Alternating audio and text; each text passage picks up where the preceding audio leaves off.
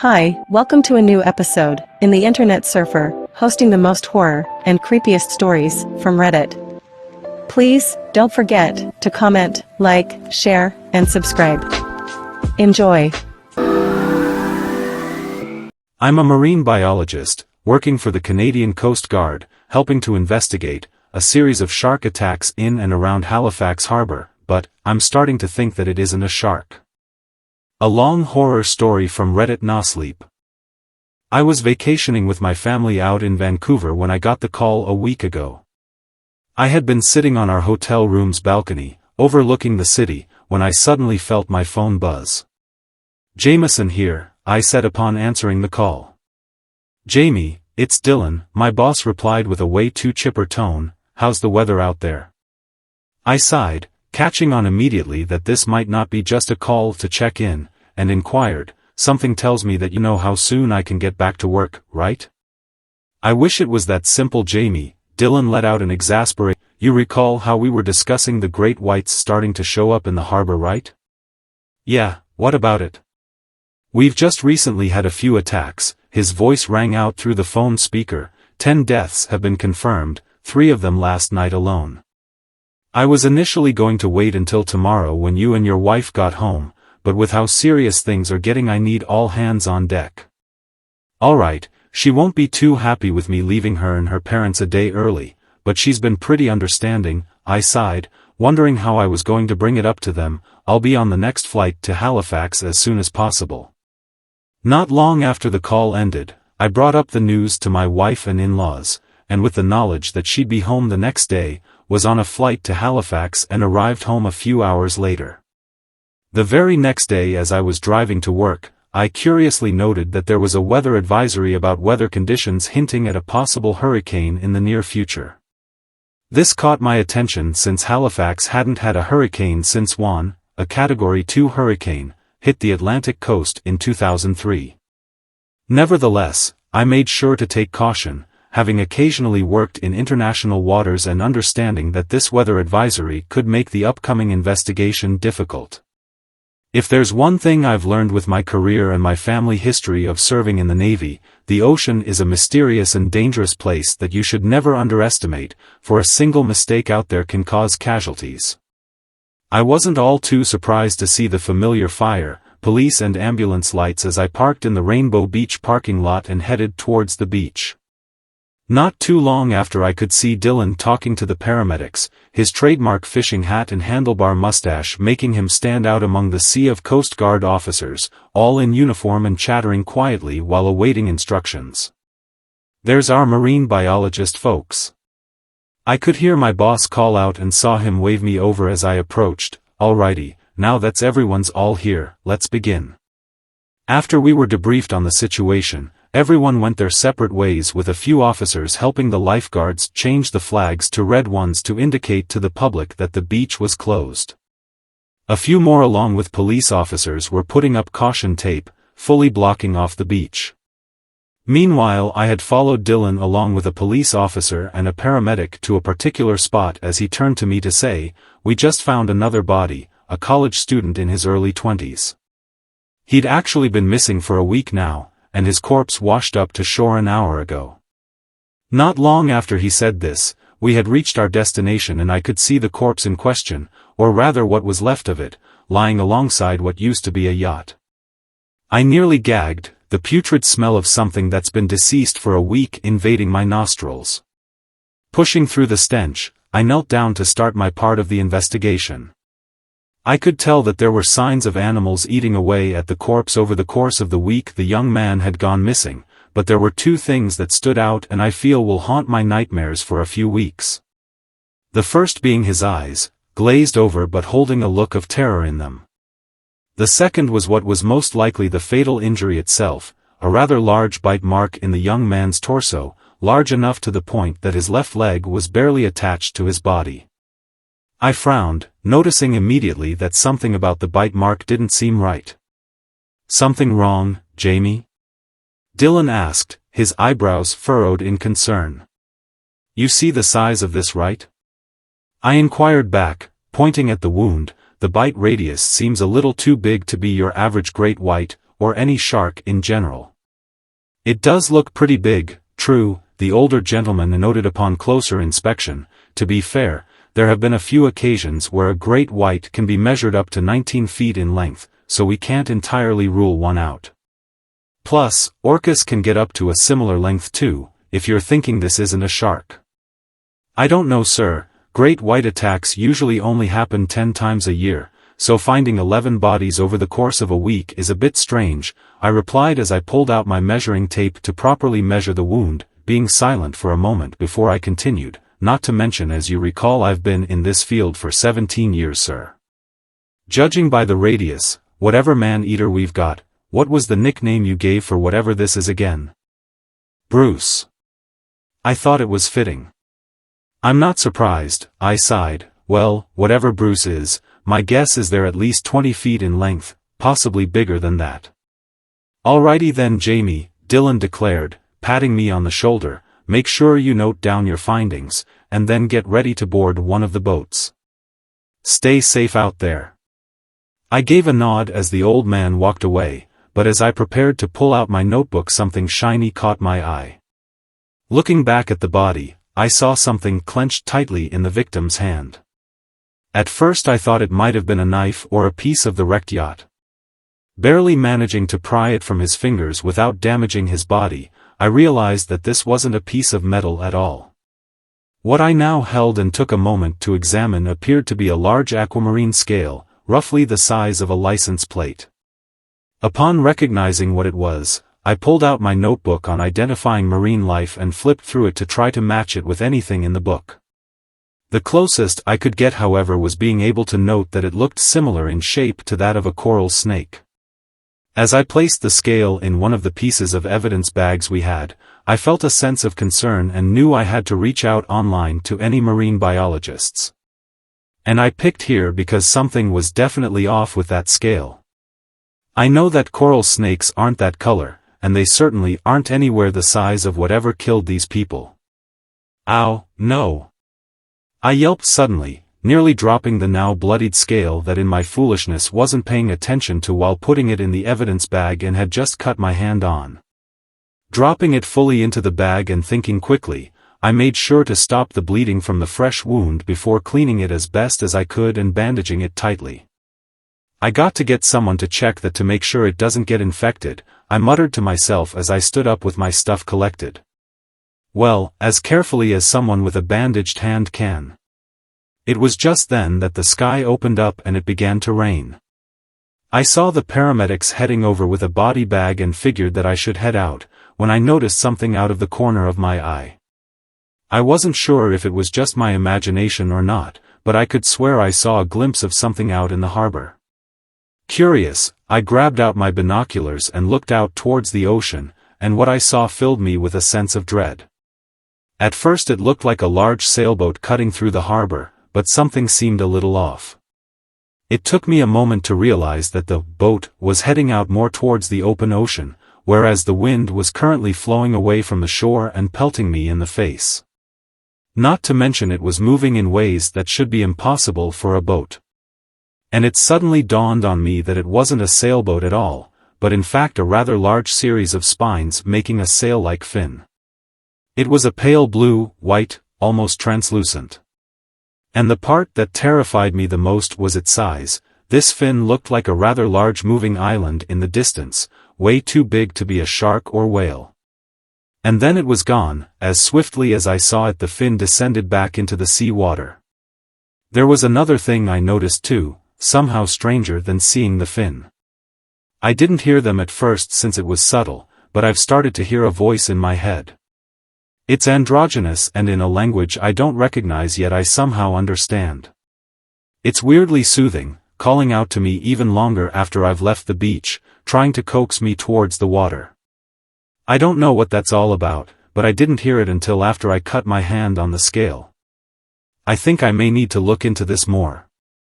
Whatever the case, I figured that if there's anywhere I can seek answers for what I saw, it's here. If what I saw is the man-eater my boss is calling Bruce, then I don't think it's a great white that we're dealing with. And the thought of that scares me. The following morning after we had started the investigation, we were all separated into teams of 15 people per boat. Leading the charge was Dylan's boat, the CCGS Amity, a fishing vessel approximately 40 feet in length painted in the telltale colors of the Canadian Coast Guard. The Amity had been Dylan's pride and joy, proudly serving the country for 30 years, and yet it was so well maintained that it still looked fresh off the shipyard. On board, the crew consisted of myself, Dylan, my wife Ellen, a marine paleontologist who, among seeing the scale I had cut myself on, immediately volunteered to assist with the case however she could, Matt, a local news reporter on board to report our findings, Lawrence, a representative of Halifax City Hall sent with us upon request by the mayor, and 10 others consisting of the Amity's crew. While we were quite a mix of ethnicity and cultures, my wife Ellen always caught plenty of attention. A beautiful New Zealander woman of half Maori descent, Ellen's kindness and sharp wit is always capable of making the hearts of everyone of every gender flutter with joy. Unfortunately, this drew the ire of Lawrence, a well-known skeptic of the paranormal who had the reputation of being a devout Catholic and an unpleasant bigot. It also didn't help that Lawrence, himself a pale Caucasian man, paler than myself, and I'm fairly pale, with the build and charm of a walking skeleton, frequently argued with several government higher-ups, including Dylan, about, and I quote, letting a pair of illegal, insert homophobic slur here, hold positions of power. Granted, I do not necessarily think that someone's ethnicity and who they love should matter when you are trying to hunt a man-eater, but that did not stop Lawrence and Ellen from immediately butting heads. You two seriously expect the mayor to believe this to me more than just a rusted-over license plate? Lawrence's cold voice cut out through the quiet sounds of rolling waves as he glanced over the mysterious scale in the evidence bag between him and Ellen. This rusted-over license plate, as you'd so much like it to be, Ellen interjected with a bristle of annoyance, is indeed a scale according to my research. And according to my research, that scale dates to over 1 million years old. Now unless you can somehow prove that the ancestors of Homo sapiens were building cars that long ago, quit questioning my work already. Well, maybe you should respect a little bit of fact-checking, young lady, the representative countered through his teeth, though before the argument could continue Dylan decided to intervene. Oi, there won't be any more childish bickering on my ship, my boss shouted from the bow of the vessel. We've got an important job to do. If you am not going to focus on our job and continue ripping at each other's throats, I'll send you both home. Lawrence took a moment to gather his bearings, clearly not used to being talked back to, before he said, "Don't you think we should have someone more qualified than these two?" "You're looking to be thrown overboard with that attitude, Larry," the captain growled back in return. "Ellen and Jamie are far more qualified for their part than you and me, so don't be acting jealous that a couple of lovely lasses know more about the sea than you." At this point, while Lawrence was muttering some not kind words under his breath, Matt leaned towards me and politely inquired, "Just how often does this happen?" "Too often to count," I replied earnestly, and then brought up my own question, "How's your stomach holding up?"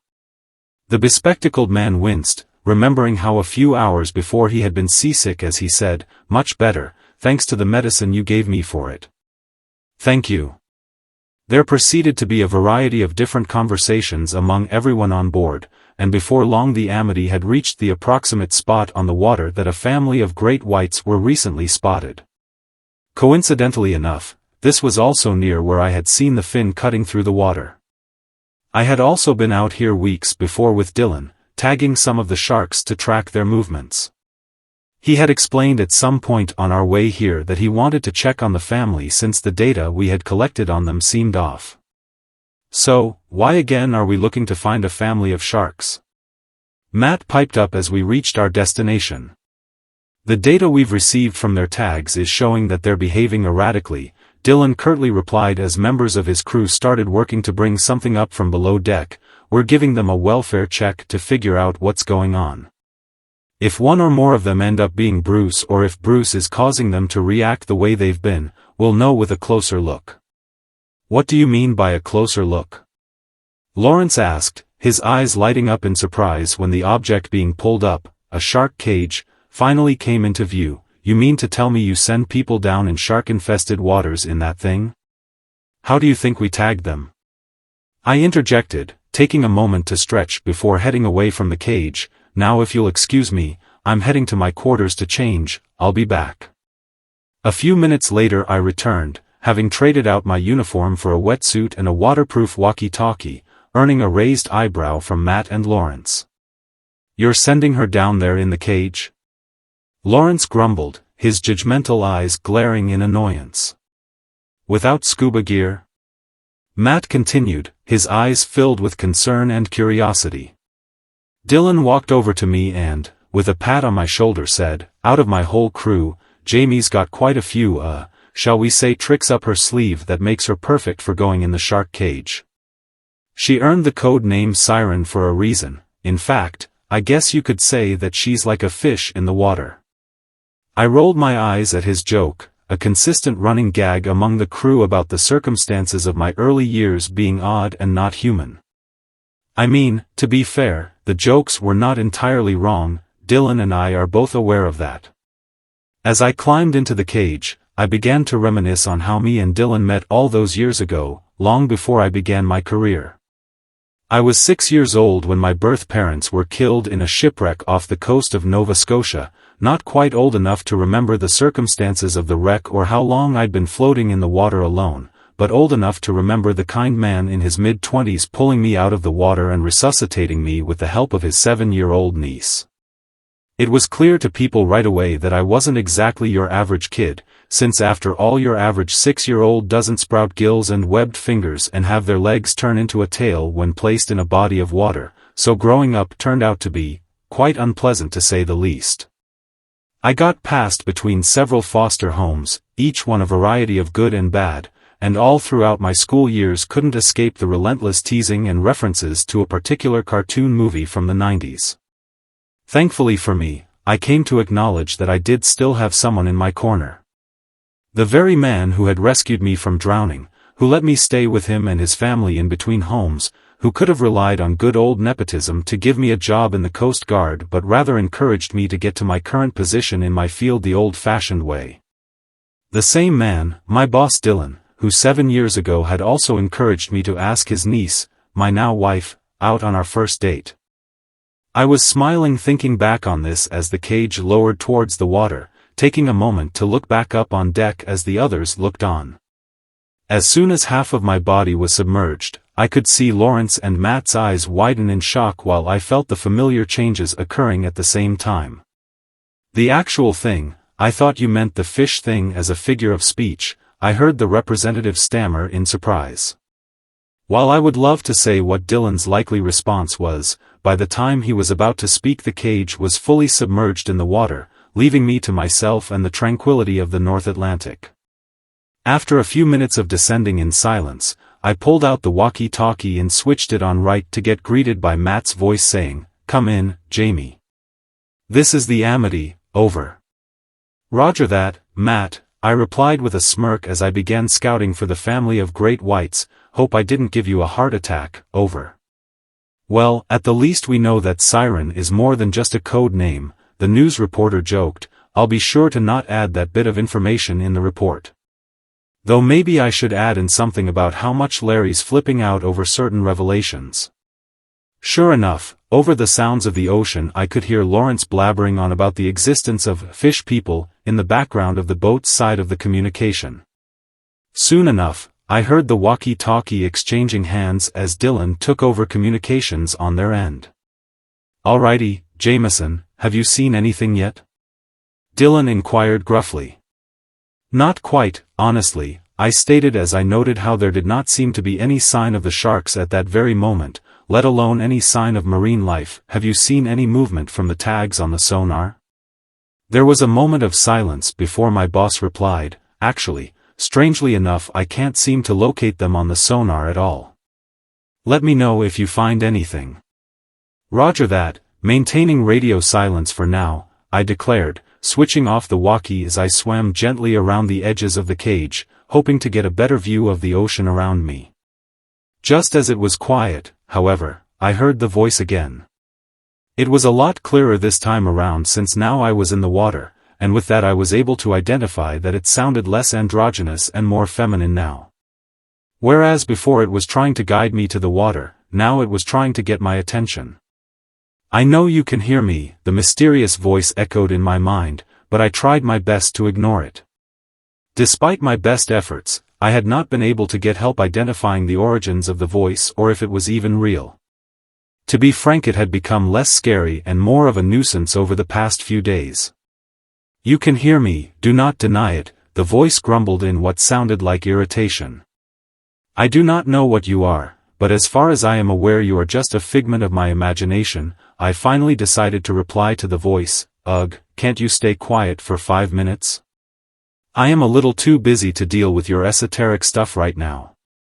Much to my surprise, my mysterious mind companion answered back with quite the bite to their words and something I did not entirely expect. "You do not have to be so rude, young child of the seas, I am trying to help you. Look underneath you." Deciding to humor its advice, I glanced down towards the bottom of the shark cage, expecting nothing.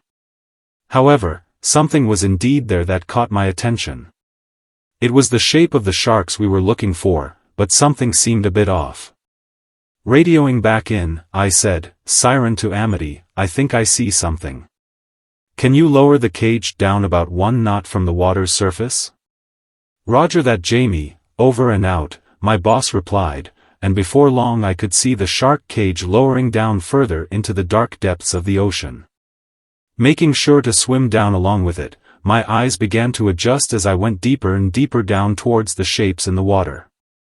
As I got closer, it occurred to me that the shapes were not moving at all, and much to my absolute horror, it soon became clear why. "Hey boss." I barely managed to radio out, shaking in a mix of horror and pain, "The shark family, I found them. They're all dead." "Wait, what?" His voice echoed out in the murky waters. "You're serious?" I wouldn't joke about something like this, sir, you know that," I stammered out, choking on tears. "They're all accounted for, all 5 of them. It looks like they were attacked by something big. The sight of those bodies down there isn't something that I'm willing to describe in full, but having worked on cases involving great white sharks before and coming to appreciate a species that's deemed vulnerable, seeing an entire family of them being alive the week before only to find them dead now is devastating. Even as I am typing this part up now, thinking back to this still brings me to tears at the loss of life. Holding back my anguish for later, I began to examine the corpses, only for my blood to run cold the moment I noticed something and immediately radioed in. "Siren to Amity, we've got another problem," I worriedly radioed in, keeping my eyes out on the water. "The tags are gone. Whatever killed them, it ripped off their dorsal fins. Have you been able to relocate them yet?" "I'm checking the sonar now," Dylan replied, and I could hear him moving around all the while the mysterious voice was desperately trying to get my attention again, only for him to call out, "They're being picked up on the sonar again." "Oh no. If that's Bruce that killed those sharks, then it is currently 50 foot down from your location. It is headed your way, and it is moving fast." Just then, several fish swam frantically right past the cage, as if they were fleeing from something. And it soon became apparent what that something was, since almost immediately I could see a large shadow moving beneath me. With how dark it was I could barely make out a rolling mass of coils several kilometers in length and a pair of large ocean green eyes with serpentine pupils staring right back at me. Sure enough, the shape was approaching rapidly, way too fast for comfort. "Oh, pull me up now. Pull me up now." I shouted into the walkie-talkie right as the mysterious voice in my head was telling me to run. The cage began to ascend as fast as it could, but much to my dismay the beast was gaining on me. While I still could not see it, I could make out its enormous jaws opening wide to reveal rows of razor-sharp teeth the size of my forearm. Just as the seas began to slowly lighten up, those same jaws proceeded to clamp down on the shark cage and started to violently shake it. Through the water I could make out the sounds of creaking as the Amity's crane was desperately fighting to bring the cage back on board and the sounds of the shark cage straining to stay in one piece. All the while up close and personal I could hear growling and hissing coming from the beast that I was now certain was the man-eater we were looking for. And now, it was clearly trying to make me its next victim. Thinking quickly, I swam towards the door of the cage and reached through the bars to grab the door latch and began to pry it open. It only took 10 seconds to get it open, but those 10 seconds felt like the longest 10 in my life. Each second I knew could have been my last, with Bruce's jaws closing further and further on the cage, causing serious dents in it. Just as the cage really began to crumble, I finally got the door open and swam out just in time, the beast's teeth just barely missing my tail. Moving quickly, I headed for the surface while Bruce was distracted trying to remove the pieces of what was left of the cage from its teeth, dark blood leaking from where the cage had clearly cut its mouth. Very soon I had breached the surface of the ocean and was quickly pulled out and onto a now very shaky Amity. The crew were desperately trying to pull the cage's remains back up from the depths but were having a tough time. As soon as I had the chance, I rushed over to help only to be stopped by a sudden lurch. The sound of snapping could be heard as the crane's steel rope proceeded to snap right in half. While the half attached to the shark cage was swiftly pulled into the depths, the other half went careening backwards into the air with the crane, sending the Amity into an almost vertical incline. It just barely managed to level out without breaking apart, however it became clear right away that trouble was only just beginning. Men overboard! Dylan cried out as sure enough, 2 members of the crew had been thrown in the water. As the crew rushed to grab rope to save them, it unfortunately became clear that we were already too late, for Bruce was already upon them. Within seconds the surrounding area was filled with screams of terror as we were unable to do anything but watch in horror as our crewmates were dragged under the waves until there was nothing left to indicate they had been there saved for the sheer amount of blood left in their absence. The most we could do now is report their deaths, which is what we did. We could not tell their family the exact details about the thing that killed them since we did not even get a proper look at it. Even then, it is not anyone we know will believe us without proper proof. And now, we are all left scared, with more questions than answers. As far as we are aware now, it is 2 major things. For one, the mysterious voice, wherever it is coming from, does not seem to be a threat to us. However, we still have not identified where it comes from, and why I am the only one that can hear it. And even if benevolent, it worries me that I do not know its intentions with me. As for Bruce, it has not attacked since the shark cage incident, but that does not mean we do not know where it is. It is still appearing on the sonar, stalking the Amity from a safe distance, though since it seemed quite injured from the cage, I am not sure whether it is for our safety or its own. Not to mention that now all of us have occasionally seen its fin poking out of the way a distance away, not staying above water for long. Overall, this is going down as one of the scariest cases I have worked on with the Canadian Coast Guard. Heck, even as I am typing this out, I am still shaking. Right now, I can see Bruce through the porthole in my quarters, and I am terrified at the thought of when it will strike next. So, things have been hectic through this investigation. We have had a few interesting conversations and gotten a few answers we have had so far in this investigation, but it has not lessened the fear and terror of our situation whatsoever.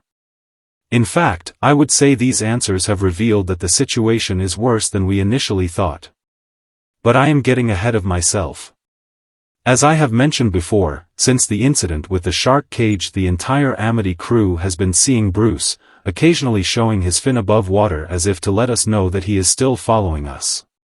What I did not think to mention while I was typing that, however, was that, since the incident, Lawrence had surprisingly been quiet the past 3 days. Usually, even in serious situations and cases that he has stuck his nose in, the representative would always find a way to directly question my skills in the trade or spout some words about how my marriage is blasphemy or something along those lines. This time, however, he had barely said a word to anyone on board and had been keeping to himself, always standing near the port, and staring out at the water with a pale look on his face. It eventually got to the point where Dylan pulled out a bag of dice and passed out a pair of 6-sided dice to each of the 12 of us. Alright, I don't know about you folks, but I'm getting worried about Larry, the older gentleman declared as he passed them out. Instead of fighting among ourselves on who's going to check on him, I reckon that we roll dice to decide who does. Highest roll will be the one to do it. We each took turns rolling out our dice to see who would talk to Lawrence. I was the only one who got an 11, causing me to mutter, "Well, Jamie, you're up," my boss said with a pat on my shoulder, to which I stood up and began walking towards the port. Lawrence acknowledged me as I reached him but remained silent for a while. Even now he was still staring out at the water, watching as Bruce's fin surfaced again. I stood there with him, unsure of what to say to him, and found myself watching Bruce along with him. It is then that I noticed something odd about the beast in question. Before I could only see it in bad weather and in deep water, so I wasn't able to get a close look, but with the sky clear and the sun out I could make out what appeared to be burned scars on its fin and what I could see of its scales. They looked bad, and old, as if Bruce had had them for years. "You see them too, right?" Lawrence suddenly said, nearly startling me, and when I turned my attention to him, he continued, "Those burned scars on its hide, I mean." "Yeah, I do." "Any guesses as to what might have caused them?" I asked rhetorically, not expecting an answer but was surprised to receive one. "Oil, most likely," the representative replied solemnly, glancing over at me. "Seems like our friend here found themselves caught up in an oil spill that involved plenty of fire. Unfortunately, I think I know which one." "Oh?" He was silent for a moment before he said, "Do you know why I've been acting the way I have?" "Force of habit, unfortunately, one that I have been trying to break for years.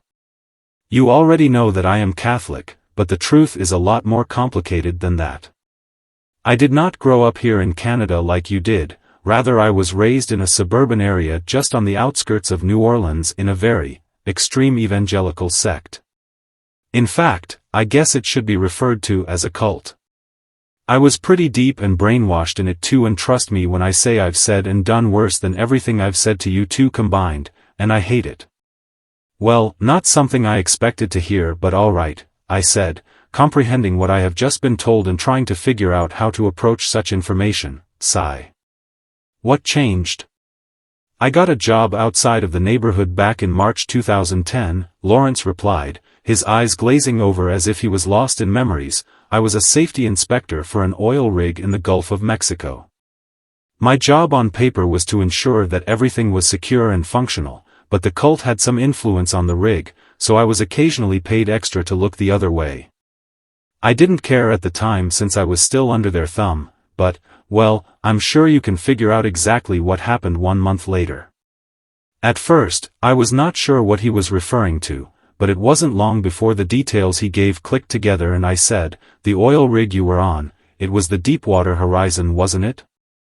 "Yeah, it was," he said as he pulled up his right sleeve, revealing a pattern of burned scars along his arm. "1 minute, I was patrolling around to look for leaks.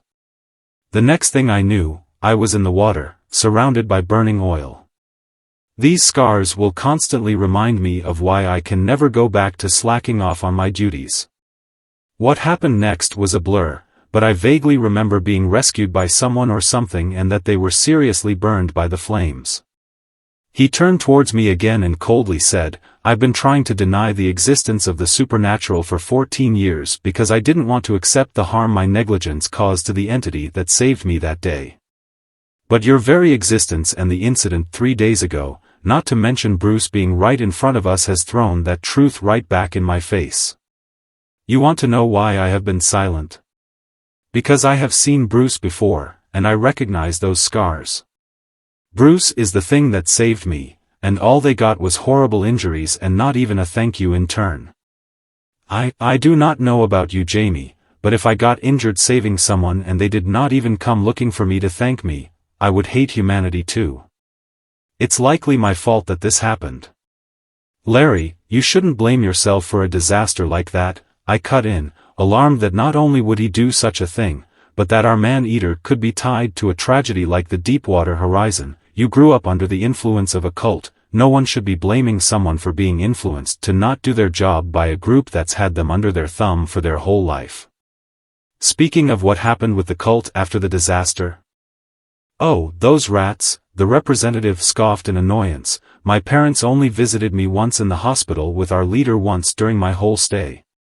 They made it seem like they cared for my well-being and that they were just giving me enough cash to pay for my bills and then some, but I had been with them long enough to understand that they were really trying to buy my silence on the negligence on board the rig. This opened my eyes and made me realize that the leader really did not care about anyone within his church.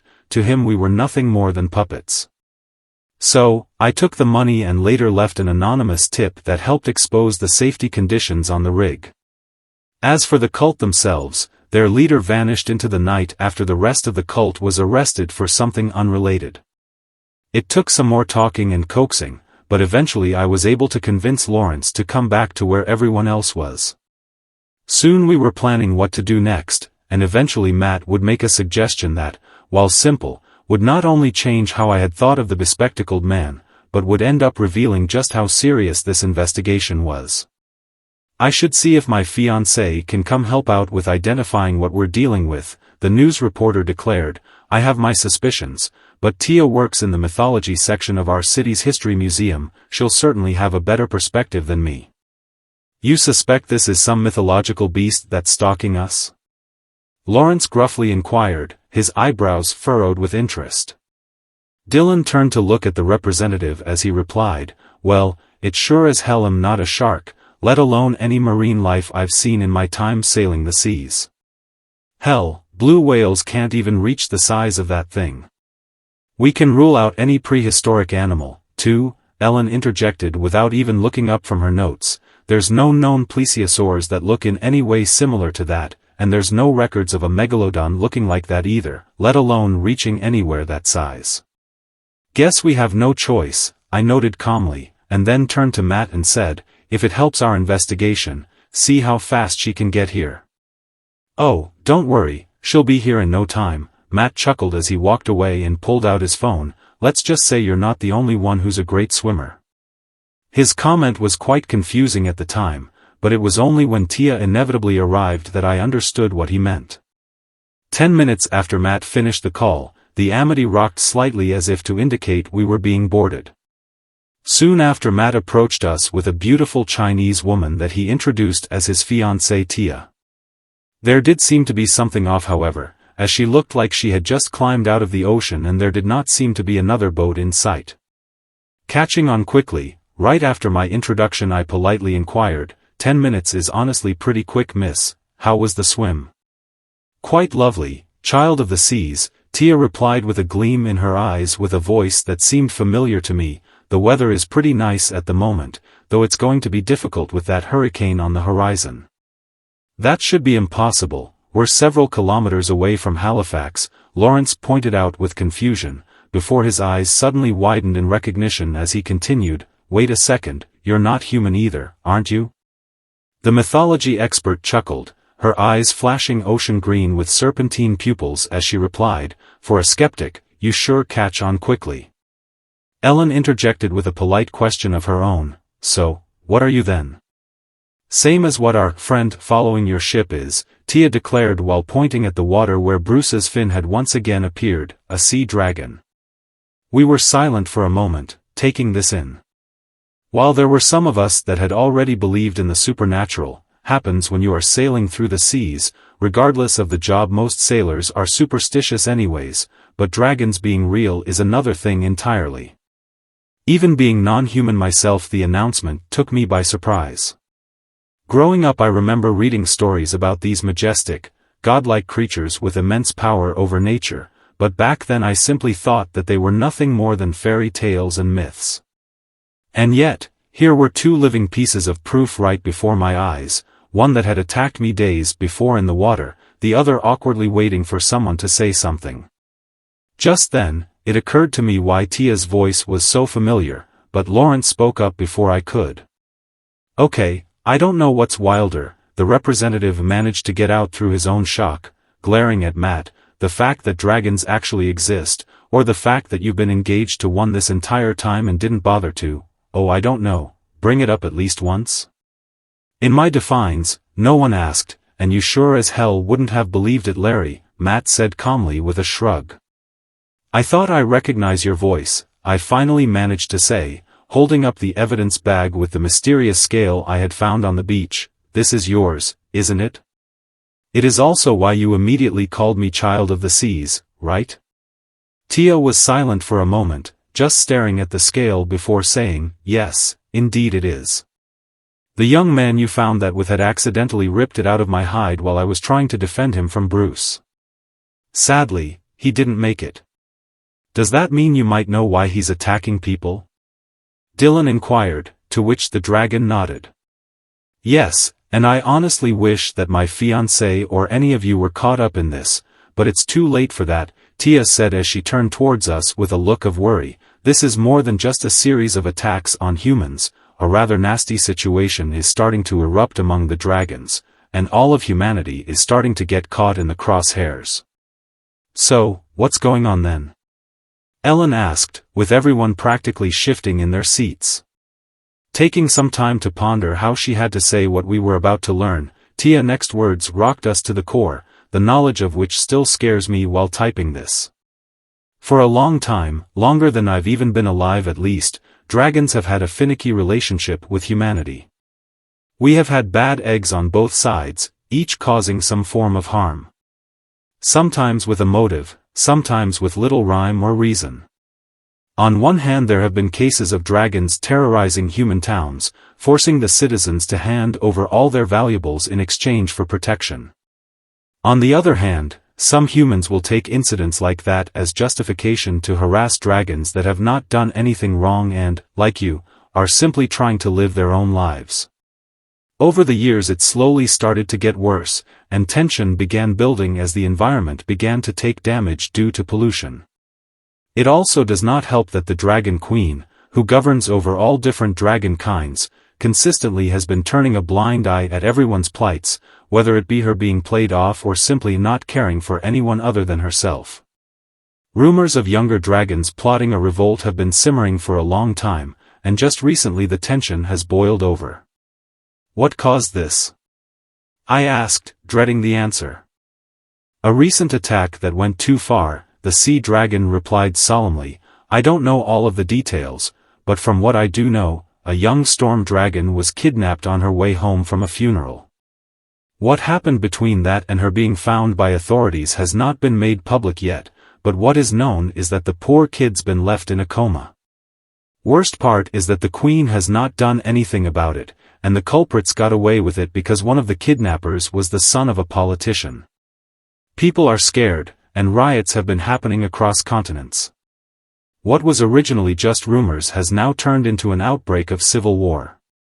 The entirety of my kind have been separated into factions, the majority of the older dragons that are siding with the queen, younger dragons that are sympathetic to the girl in the coma and are asking for changes, dragons like me trying to find a more peaceful resolution to this mess, and dragons like Bruce, who've been building their resentment for a long time and are using this time as a means to lash out at humanity. We stood there wide-eyed, Lawrence being the first to ask the question on everyone's minds, good Lord, that bad? Why do you think there's been so many hurricanes, floods, and fires this year? Tia replied with her own question, it's mostly due to climate change, but the more recent disasters have been those dragons going after humans. That hurricane mentioned on the news a while back. That is Bruce's doing, and who knows when it will hit the coast. Even if we manage to stop him now, there's no guarantee that he'll be the last to do so. It was right then that Bruce decided that his presence was not noticed enough, for he began moving again, his mere movement causing the Amity to shake from the waves the sea dragon made. Yet another crew member fell overboard, this time from the crow's nest, only I wish she had landed in the water.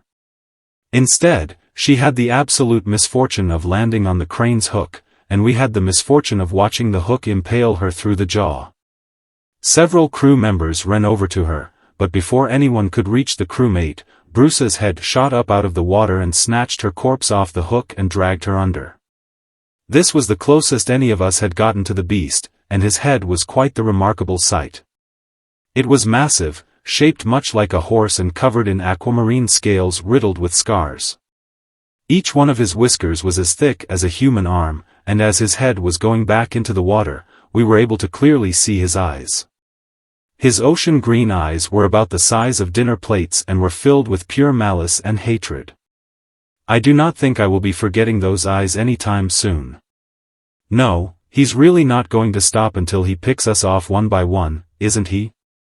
I heard Lawrence shout out in horror as the water began to calm down. We all looked at each other with a nod, the horrifying situation we had found ourselves in sinking in further with each passing minute. Little did we realize that it was about to get much worse from there. "Captain, the weather radar's going crazy," the first mate called out, making sure to clarify as soon as we entered the bridge. "It's the hurricane, coming right for us from the southeast. It looks like it will be here by evening." "How big are we talking?" Dylan asked, all of us dreading the answer. "Category 5, sir," the first mate said with a look of fear in his eyes, a similar look forming in my boss' eyes. Almost immediately Dylan began barking down orders to secure the ship. As I stepped outside to take a breather, I could see that the ocean waves that were once calm were slowly starting to pick up in intensity. Looking out to the southeast, I could see enormous black clouds headed in our general direction, the sound of thunder echoing in the distance as the wind began to pick up. Right now, I am trying to get this part of my tale online ASAP so I can help tie things down, the clouds getting ever closer. I am absolutely terrified right now. The information we received was bad enough, but now the hurricane is on top of us, and with that as well as Bruce still circling, I have no idea if anyone is going to make it out alive. I will make sure to keep everyone here informed as soon as everything is over, provided I am still around to do so. Thanks for watching. Please comment, like, share and subscribe. The Internet Surfer on YouTube for more horror and scary stories.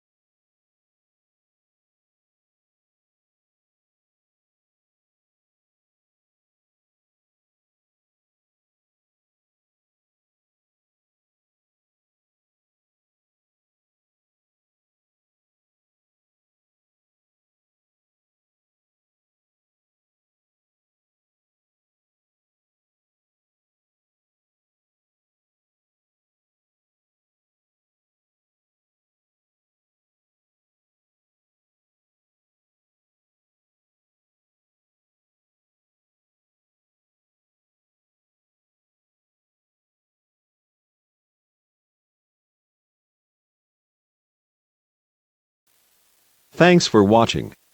Please comment, like, share and subscribe. The Internet Surfer on YouTube for more horror and scary stories.